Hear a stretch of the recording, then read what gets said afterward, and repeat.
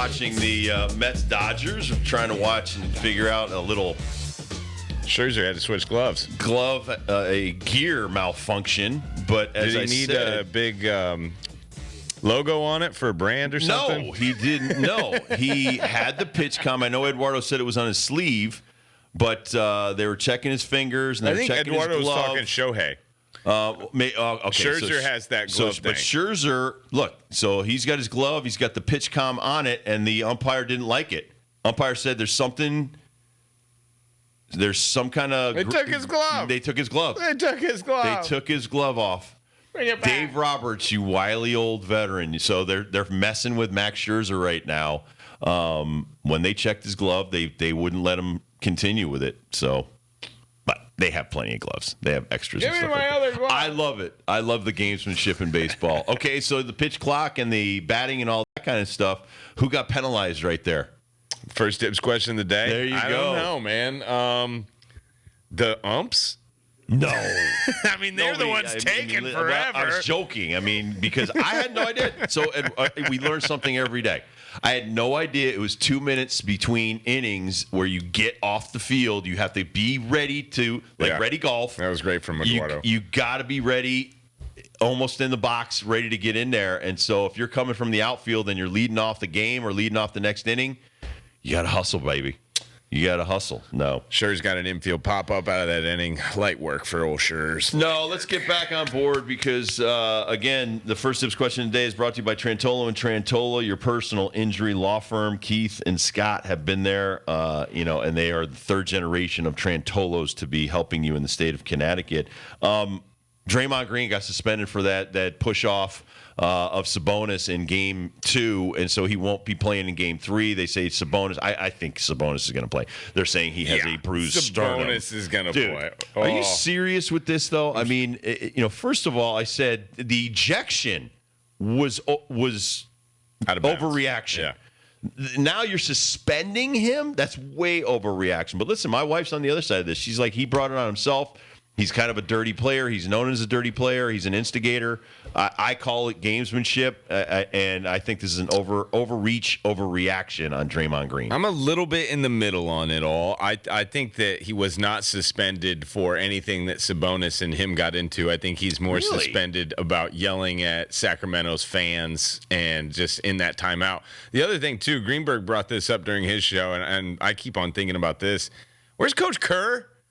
Where's leader Steph? Where's Clay? Is anybody going to like, hey, bro, count to 10? I know you're mad right now, Draymond. Right. I know you're mad, and you're right. You're totally right. But this is not going to be good for you. You need to count to 10. You need to calm down, and we'll get back out there, and we'll take it out on them on the court, okay? Nobody said anything, because I think they're, legit scared of Draymond. They think he'll blow up. They might get a Rudy Gobert. He already did punch Poole in a practice at the beginning of the year, so that's why they ain't doing anything about it. Listen, Kerr's taking a punch from Michael Jordan, so he knows what it's like to be punched by a really thought good of that as well. But let me just say this. So Terry Francona, I interviewed him years ago, and he was the Red Sox manager. Right. And I asked him a question when this whole Manny Ramirez thing flared up, and he took a third strike and all that stuff when he pinch hit him, and he just looked atrocious. People got on him because he wasn't tougher with him.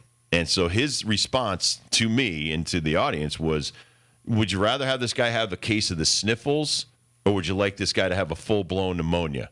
Because that's what you're going to get. So I kind of think Kerr, Steph, everybody else is they're hands off on this dude, man. They're just we're not going to get involved. He's going to do Draymond. Right. We're going to do our own thing. Right. So honestly, I think Kerr gives him enough latitude, but I agree with you. Dude, settle the F down right now. We can't have you get suspended. You're too important to the team. Right, because, we were talking about this yesterday, and I think even Perk brought this up, Kendrick Perkins on NBA Today, that I don't want any excuses from the Golden State Warriors of why they didn't beat Sacramento. And you were talking about the Oakland A's when the Reds beat the A's. I don't want any excuses that Jose Canseco, Mark McGuire, Ricky Henderson weren't in the lineup when we won that World Series. So that's why I don't like the suspension. Right. I don't like the NBA taking away a good player, a great player, a starter, because it's over. It's over. Yeah. They're going to lose. They're going to be down 3-0, and even if they win one of those games, now you've given them an excuse, built-in excuse. And now I'm on John's side because Draymond, you have not only done this year, you've done this in the past during the finals. You've already cost this franchise a championship, and you may have just done it again. So, yes, the NBA should probably keep him on the court, but he did do it all himself. And Draymond took the bait from Sabonis. Yep. He took the bait from the crowd at Sacramento.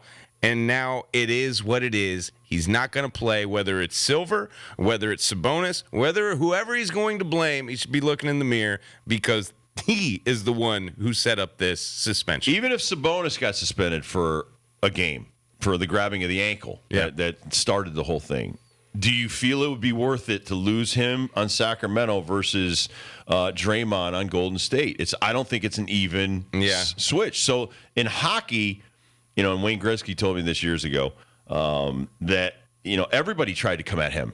That's why they had guys to protect him so he could just play his game, and everybody was trying to get under his skin. But that's part of sports.